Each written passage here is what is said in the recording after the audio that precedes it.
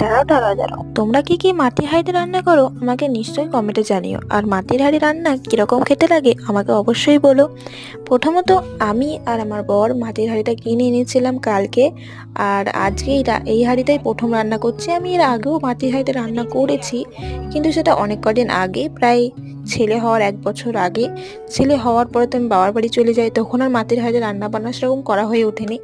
আর এই মাটির হাঁড়িটা আমি আর আমার বর কালকে কিনে এনেছি, তাই ভাবলাম চলো এতে ভাত রান্না করে তোমাদের সঙ্গে শেয়ার করি।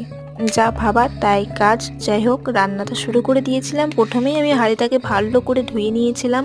ভালো করে ধোয়া হয়ে গেলে আমি চাল, আলু, পেঁপে, পটল যেগুলো আমি সিদ্ধ করতে দেবো সেগুলোও ভালো করে ধুয়ে নিয়েছি। আর মাটির হাঁড়ি যেহেতু ইউজ করছি, সেই জন্য কাঠের খুন্তিটাকে ইউজ করছি। আরও এরকম অনেক ভিডিও নিয়ে তোমাদের সঙ্গে আসবো। তাছাড়া আজকে যেমন মাটির হাঁড়িতে ভাত রান্না করে দেখালাম, ঠিক